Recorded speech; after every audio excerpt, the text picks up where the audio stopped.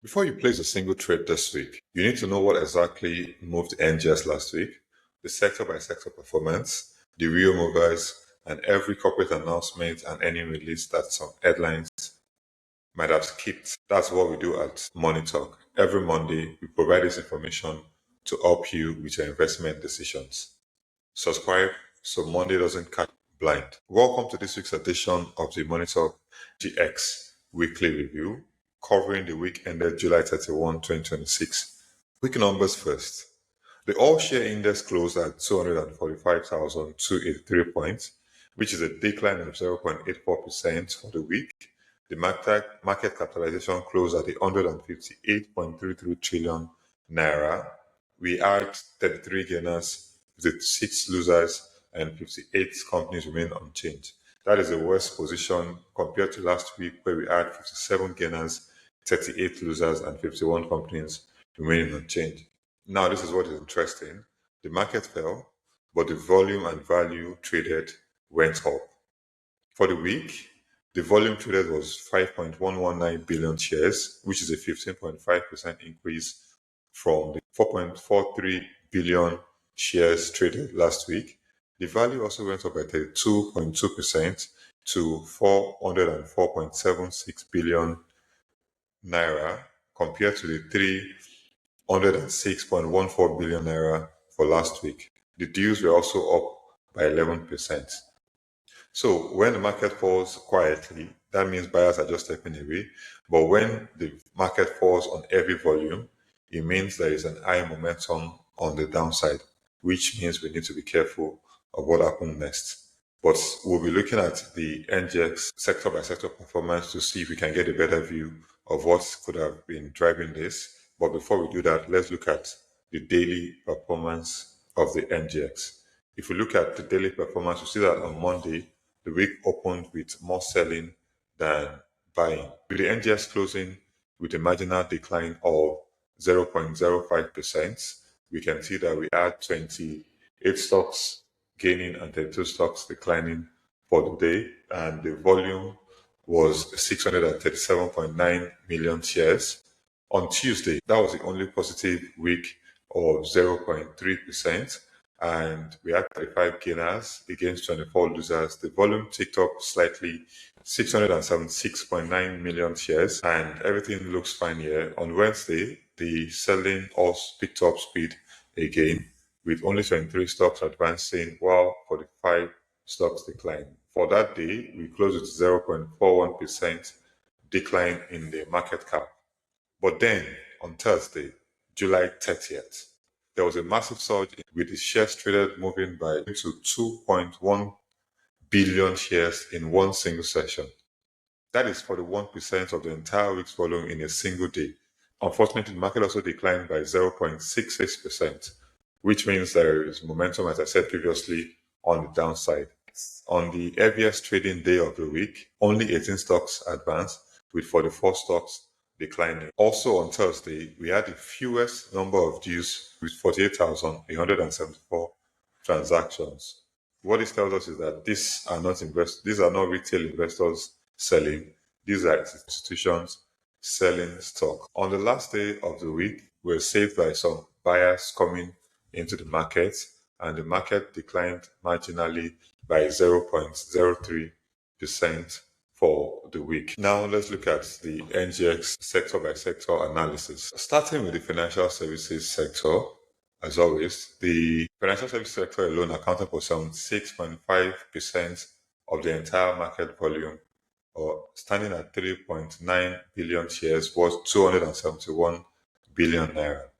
And within that, three names: First Holdco, Ever Capital, we'll talk about them shortly, and Access Holdings made up 45% of the entire trade for the week. As we can see, First Holdco is leading here with a 7.1% week-on-week improvement, and this is following Femi Otedola's increase of his stake to 25.9% from 20% last week. We spoke about this, that this is probably to drive why they've been on our top gainers list for 2 to 3 weeks, and he added 222 billion worth of shares for the week. You have FTG in short. We'll be speaking about them shortly. Evercap, a new listing, up 10%. in a single day, and they were part of the top traders for the week. On the insurance side, it seems more fascinating for the week. We have consolidated Allmark up 19.6%, Lasaco up 18.66%, and we have Veritas Capitals down 15.8%. Suno Assurance also down 10%. You can see a mixture between the sectors, with most of the banking sectors actually down. Only First Co, Fidelity, we can see positive for the week. Others decline week on week. For the consumer goods sector, we can see international breweries down 13.87%. International breweries is down 13.84%. And we'll speak about them in our top gainers and losers list. We can see that the decline from 40% surge when the share restructuring was announced. You can see the likes of Nigerian breweries, Dangote Sugar, who reported their H1 results, having positive performance for the week. We also have the industrial goods sector with the likes of Dangote Cement, HBM recently announcing their results. The HBM moved up by 3.6%. Dangote remained flat for the week. But just to note, Dangote Cement made a 638 billion naira in profit, and HBM profit grew by 57%. We'll be speaking about them in the next video for the week. So I didn't speak about this previously. So for this week, we'll be splitting our videos into two. We have a section to look at what actually happened in the market, and then we'll look at the drivers of those movements in the next video. Let's move to the ICT sector. We can also see MTN decline even following their 707 billion IPO profit that they posted. This is a massive number, 707 billion naira in just 6 months, which means their year-end profit will be in excess of 1 trillion naira for a single company on the NGX. We look forward to them reporting their full-year reports, and they also announced interim dividend for their investors. We'll be talking about this in part 2 also. In the oil and gas sector, we have Itana and Japo Gold positive, only Oando negative. Though Seplat is not on the top list, just a news regarding Seplat. They are transferring 10% of the joint venture's interest to NNPC for $281.6 million. That would significantly restructure their upstream assets, and the sector itself is relatively quiet with only 3 stocks moving. In the services sector, we have a mix and losers. Our biggest loser for the week is in the sector ABC Transport, down 18.44%. We also have the likes of Academy increasing marginally, Keverton decline, CNI Leasing declining again this week, Dacom improving by 7.14%. So these are some of the top movers we're talking about in the coming slides. We have the construction sector with Eden Accord down again, 11.55%. They've been on our top movers list for for a couple of weeks now. We have UPDC also down by 5.00%. We have UPDC REITs down marginally by 2.46%. In the healthcare sector, we have Fitzin, Mikio, and Nimet down massively, and May and Baker the only gainer in this sector. In the agricultural sector, a red zone, red across board, with livestock declining, Zichis declining. Presco not on this list for mobiles. Let's move on to the conglomerates. We can see positive numbers here: Custodian and Transcorp positive, USCN negative, utilities, Transpower down 10%, natural resources, Thomas Wyatt, nothing much to see here. We'll also be talking about them in the coming slides as one of our top movers. In the investment sector, also a top mover, no news for VFD. Let's move on to some of the movement in the market. So as I said earlier, we have 2 additions to the NGX. So one is a new stock, AVA Cap. So AVA Cap PLC listed on the 31st of July, which is the last day of the month. And in that single day, they were up 10%, and they also were able to be among the top traded stocks for the week. When it comes to their business, they are in investment banking, asset management, securities trading, and they also have a trust and fiduciary services arm of the organization. A total of 5 billion shares were added at 7.5 naira. The other story here is FTG Insure, who converted debt to equity.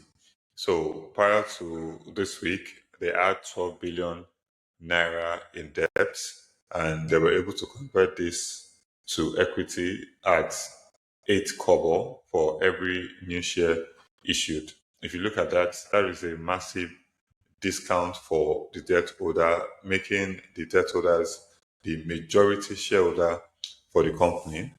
And for this, under normal circumstances, with such level of discount on the current price, the share is meant to drop massively. But two factors here. If you remember, we spoke about them doing a share reconstruction. So I believe this pricing was based on that share reconstruction. And the adjustment also shows that investors believe that this new capital strength should help the company in performing better in the coming week. But like I always say, it's a small cap stock. Do your investigation.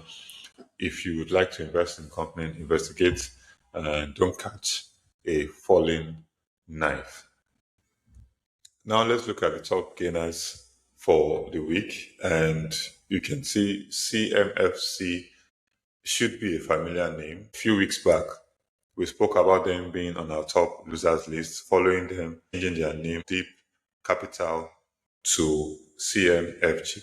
They were able to change their line of business. So there's a business restructuring happening, focusing on financing rare earths, lithium, copper, tin, and zinc projects across Africa. Based on that, Bankley Capital committed 6.6 billion in 3 tranches, with them receiving a total of 3 billion, and we believe the 3 billion should have also been received by the end of July. The reason why investors might be moving into the stock is because they are investing in an area that has macro tailwind, because of the energy transition, would require massive lithium batteries, would need copper for electrification, and other rare earth materials that are needed in producing renewable energy assets. As we all know, Africa holds a large reserve but lacks project financing, with a specialist in Africa for critical mineral. This is a genuine differentiation, and if execution works, this will be a massive boost for the company. The hope is they are able to perform well and produce value for this investment. Thomas Wyatt has been on our list for a while. Post-suspension movement decline. They've spoken about them in the last 2 weeks. We also have consolidated Allmark holdings improving by 19.6% for the week. Insurance companies have been on our top gainers list, and for this week we have 2 companies, like I said, consolidated Allmark and Lasaco Assurance on our list for this week.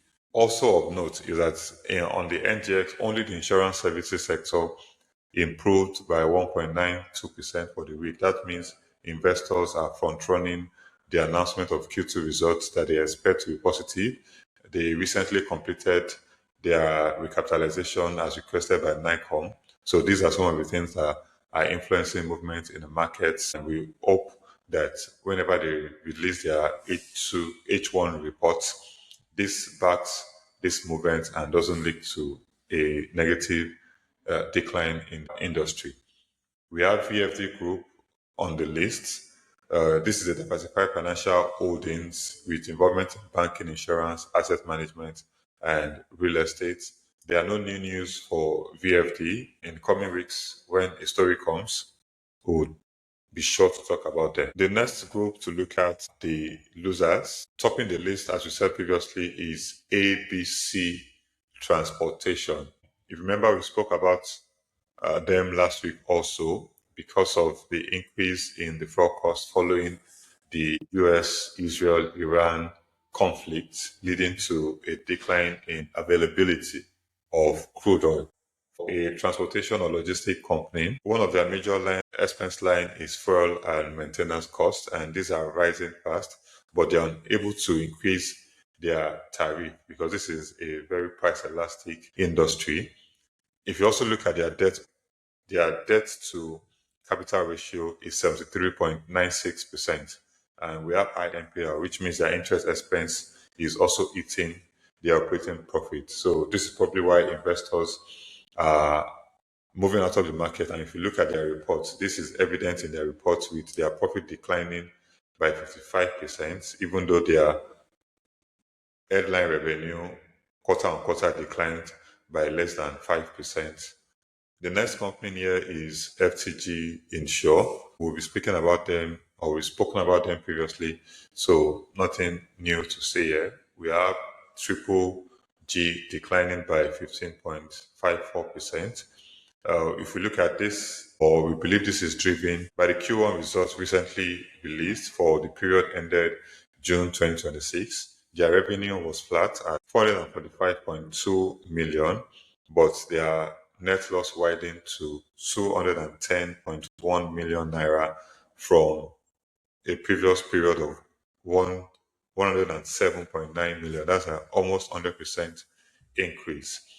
This is a cause of the decline, and until there is a turnaround story, we don't see the company appreciating positively. We also have Veritas Capital Assurance, the only insurance company on the list, and they are an outlier in their industry. We believe this is linked to them delaying the completion of the recapitalization. This was completed close to the deadline of July 31st, and they were able to raise 17.5 billion naira to meet this deadline, but they declined during the week because most of the investors in the company would have been diluted following this capital raise. The last company here is International Breweries, declining 13.87%. This is a fourth consecutive decline fall after the 40% surge when they announced the share capital restructuring and then the dividend structure announcement. The Q1 result was not bad, with them announcing a 15% year-on-year increase of profit after tax to 40.3 billion naira. We believe this is a textbook buy the rumor, sell the news story. So with investors buying before the news was announced and after it was announced, they took some profits from the gain. The company's fundamental is not bad based on their last reported results, and this is just momentum turning negatively. So here we are. The market fell by 0.84%. We'll be moving on to the second part with the Todola story at FedPodco, the full earnings season breakdown, including massive gains from MTN, Dangote Cement.